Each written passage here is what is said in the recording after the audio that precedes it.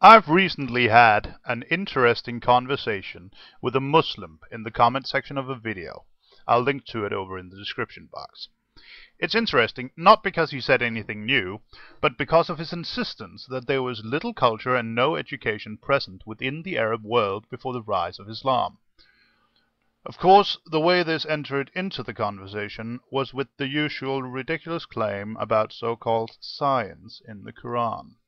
Embryology, specifically. And when I pointed out that Hippocrates and Galen had already described the same thing to a similar level of detail 1,000 years earlier, I got the expected response.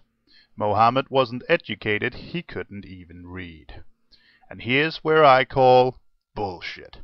He may not have been able to read, I don't know, and frankly, it doesn't make any difference. I know the Muslims are for some reason very happy to claim that Mohammed was an uneducated hick with no culture, although their reasoning for this quite eludes me. But it is a fact that Mohammed was a merchant, and as such he must have had dealings with people from all over what was then the known world. It is also a fact that many places in the world, including the Arabic Peninsula, had great oral traditions at the time, and it isn't until within the last millennium or less that we've come to see the ability to read as a requirement for an education. And at the time, the ideas of Galen and Hippocrates were widespread, far beyond Greece. Throughout the entire Roman Empire, medicine was practiced by the standards set down by those two, among others. Mohammed was born in 570 CE.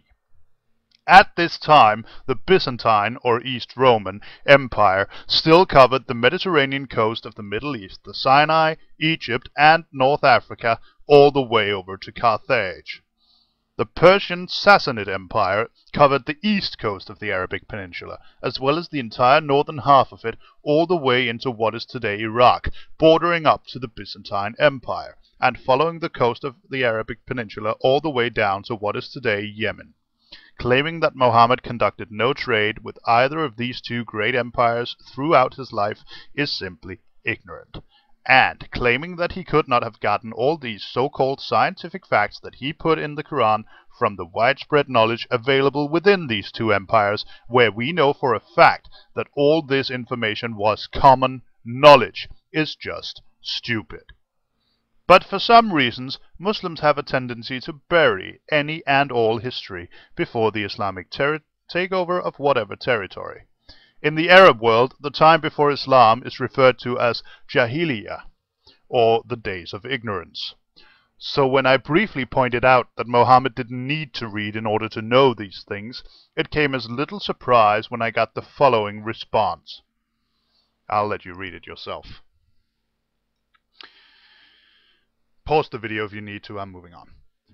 This is of course complete nonsense. The reason we see so little of pre-Islamic historical artifacts, buildings and literature from the Arabic Peninsula should be obvious.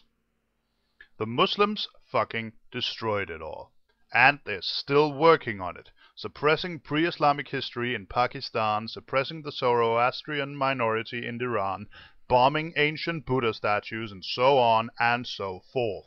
After 1400 years of suppressing the very idea of a pre-Islamic culture, the Islamic world has completely forgotten that there was a thriving culture across the Middle East for centuries before Muhammad was born. For a contemporary example of how the Islamic world tries to distort history, click the link over in the description box. Now, none of this is very surprising, but it is an interesting bit of insight into how the self-reinforcement of religious fanaticism works. To continue the history lesson just a little further, by the year 650, Muslims had taken complete military control of the Arabic Peninsula and had driven the Byzantine Empire into what is today Turkey. In 651, the Sassanid Empire was completely destroyed, and most of it became part of the Islamic Caliphate. And yet Muslims claim that Islam has never been spread by the sword. Yeah, right. Oh well, that's enough history for today. Peace.